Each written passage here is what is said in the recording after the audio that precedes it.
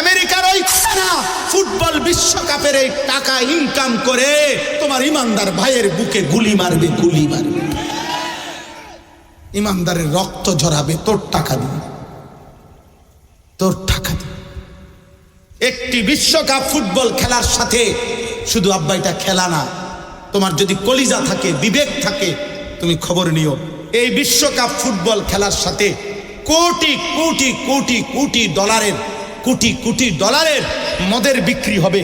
এই খেলার প্রত্যেকটা গ্যালারিতে অজস্র অগণিত মানুষ মদ পান করবে, এর সাথে মদের গভীর সম্পর্ক। 2 নাম্বার, এই ফুটবল খেলার সাথে প্রত্যেকটা দেশে, এই আমেরিকা, কানাডা, মেক্সিকো, এই 3 দেশের যেই প্যাভিলিয়ন মানে যেই গ্যালারিগুলোতে খেলা হবে, প্রত্যেকটার আশেপাশে শত শত হোটেলে নর্তকী নারী ভাড়া থাকবে, যারা জিনা আর ব্যভিচার করবে, যারা পুরুষের সাথে রাত কাটাবে, বিশ্বকাপ উপলক্ষে ইনকাম করবে, ওই ইনকামের ট্যাক্স ওই দেশগুলোও উপার্জন করবে। তার মানে এর সাথে নারীর বেশ্যাবৃত্তি, অসভ্যতা, জিনা আর ব্যভিচারের সম্পৃক্ততা আছে। 3 নম্বরে, এই ফুটবল বিশ্বকাপের সাথে কোটি কোটি টাকার অনলাইনে জুয়া, অনলাইনে খেলোয়াড়ের নাম ধইরা, দলের নাম ধইরা জুয়া খেলা হবে। এই জুয়া খেলাতেও সারা পৃথিবী জুড়বে। তাহলে একটি খেলার সাথে খেলাধুলা, এটাও তামাশা। 3 দেশে 3টা বিশ্বকাপে উপলক্ষে উদ্বোধনী অনুষ্ঠান হবে এই 11 তারিখে। অনুষ্ঠানের মধ্যে 3 দেশের উদ্বোধনী অনুষ্ঠানে খেলা হইল ফুটবল, অথচ নাচবে অর্ধ উলঙ্গ নর্তকী, উদ্দাম নাচবে। নাচের সাথে খেলার কি সম্পর্ক আব্বা? ফুটবলের সাথে নর্তকীর দেহের কি সম্পর্ক? বলো না আব্বা। তুমি কি লজ্জা শরমের শেষ অংশটাও ভুলে গেছো? তোমার মায়ের রক্ত ভুলে গেছো? 2 বছরের মায়ের দুধ ভুলে গেছো? তুমি বুঝো না? এটা তো শুধু খেলা না, এর সাথে জুয়া আছে। এটা তো শুধু খেলা না, এর সাথে মদের বোতল আছে। এটা তো শুধু খেলা না, এর সাথে নারীর নাচ আছে। নিকৃষ্ট কোনো বেপর্দা, বেহায়া, অসভ্য চরিত্রহীন কোন মেয়ের মাধ্যমে, পুরুষের মাধ্যমে, নিজের হাত নিজের লজ্জাস্থানে নাপাক ব্যবহারের মাধ্যমে, উলঙ্গ ছবি দেখার মাধ্যমে, নর্তকী দেখার মাধ্যমে, এটা হলো একটা চাহিদা পূরণ। এটা তো নিকৃষ্ট চাহিদা পূরণ, এটা তো হারাম। কিন্তু আল্লাহ বলে না, আমি তোমার চাহিদা পূরণ করব পবিত্র স্ত্রী দিয়ে। এক তো হলো টাকা আসতেছে, সুদের টাকা, কিস্তির টাকা, লোনের টাকা, জুয়ার টাকা, মিথ্যা কথা বলার টাকা, ওজনে কম দিয়া টাকা, ছিনতাই করা টাকা, চুরির টাকা, ডাকাতির টাকা, অনিয়ম করে টাকা, মানুষের সম্পদ লুণ্ঠন করে টাকা, হ্যাঁ, এগুলোও টাকা। এটা হইল টাকার প্রয়োজন পূরণ হইল। কিন্তু আল্লাহ বলে না, আমি এমনটা না। আমার গুনাহ ছেড়ে দিয়ে আমার কাছে আসলে, ইবাদত করিলে, আমি হালাল দ্বারা পবিত্র টাকা দিয়েই তোমার প্রয়োজন পূরণ। ইউমাত্তিয়াকুম মাতান হাসানান ইলা আজালিম মুসাম্মা। আল্লাহ বলেন প্রয়োজন পূরণ করে দেব সব। এজন্য ইমানদারের সব প্রয়োজনই পূরণ হয় আব্বা, সবাই প্রয়োজন। এই পৃথিবীতে সবাই ভাত খায়, এই পৃথিবীতে সবাই লজ্জাস্থানের চাহিদা পূরণ হয়, কিন্তু কারোটা হালাল, কারোটা হারাম। সম্পদ সবারই কম বেশি হয়। ধনী সব লাইনে আছে, ফকির সব লাইনে আছে। সিটারির লাইনেও ধনী আছে, সিটারির লাইনেও গরিব আছে। আবার ইমানদারের লাইনেও ধনী আছে, ইমানদারের লাইনেও গরিব আছে। সাহাবায়ে কেরামের মধ্যে ধনী সাহাবিও ছিলেন, গরিব সাহাবিও ছিলেন না? এখন হুজুরদের মধ্যে সারা বাংলাদেশের হুজুর সব ইনকাম বরাবর, কথা বলে না কেন? হ্যাঁ বলেন, ইনকাম বরাবর সব। তাইলে এটা কিচ্ছু না, কম বেশি। এটা হুজুর হওয়া বা না হওয়া, মাদ্রাসায় পড়া বা না পড়া, অথবা স্কুলে পড়া বা না পড়া, আল্লাহর কসম, টাকা পয়সা কম বেশির মধ্যে এইটার কোনো প্রভাব নাই। টাকা পয়সা কম বেশির মূল হিসাব কার কাছে? কার কাছে বলেন না? মাদ্রাসায় পড়লেই পয়সা কম, স্কুলে পড়লেই পয়সা বেশি, এটা কে বলছে? কোন জাতিসংঘে? কেডা বলছে এটা? আপনাদের একটা বিবেকে একটা উদাহরণ বলেন তো, সারা বাংলাদেশে প্রতিদিন যারা ভিক্ষা করে, ভিক্ষা, এরা সব হুজুর। কথা কয় না? এরা সব মাদ্রাসা ছাত্র। তো তাহলে এরা ভিক্ষা করে কা? কথা বলেন না কা? ওরা ভিক্ষা করে কেন? তাহলে এটা কার ফয়সালা? আল্লাহর ফয়সালা। আল্লাহর ফয়সালা, আল্লাহর ফয়সালা।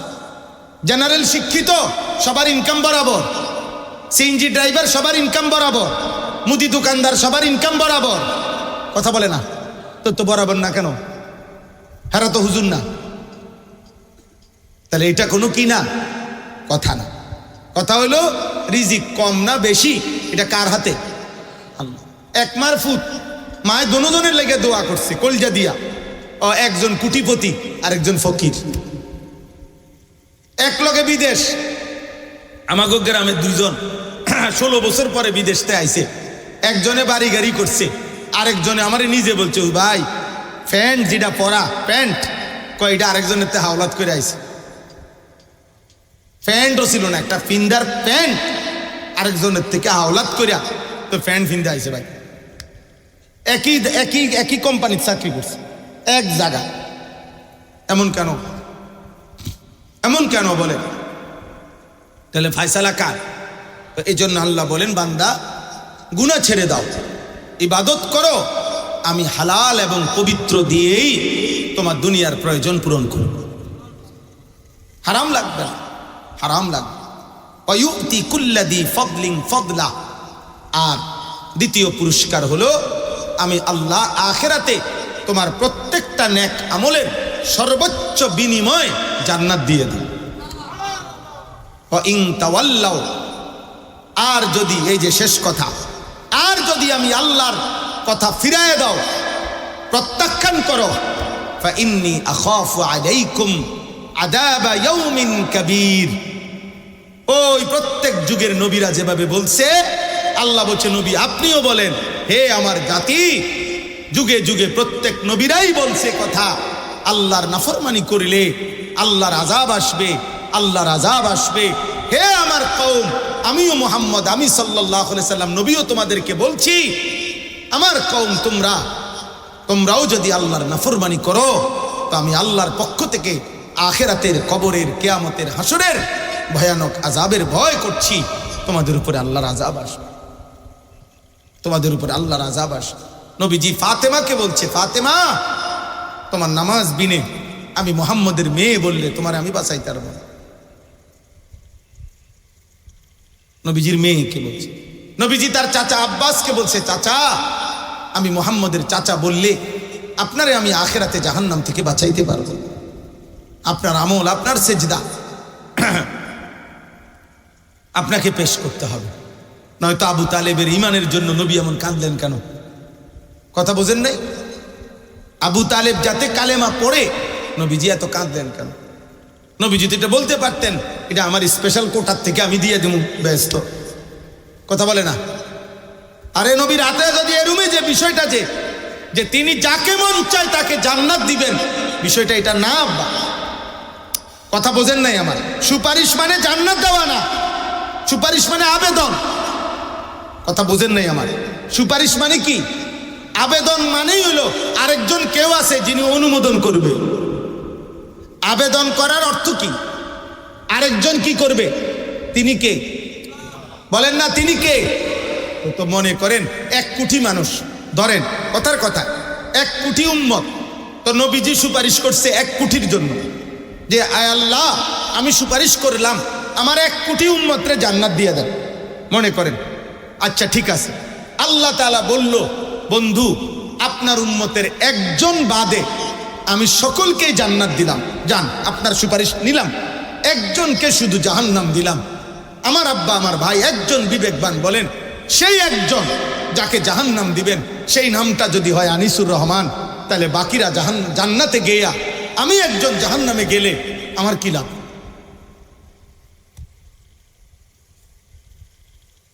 বাকিদের জান্নাতে যাওয়ার দ্বারা আমার কি লাভ? বলেন না, বলো না আব্বা, বলো।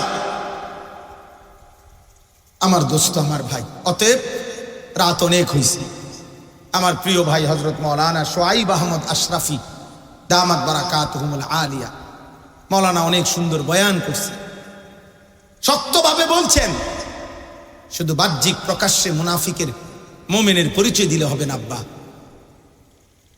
ভোটার আইডি কার্ড দিয়ে আখেরাত চলবে না রে আব্বা, জন্ম নিবন্ধন সনদ দিয়ে আখেরাত চলবে না, তোর কপালের সেজদা দিয়ে আখেরাত চলবে।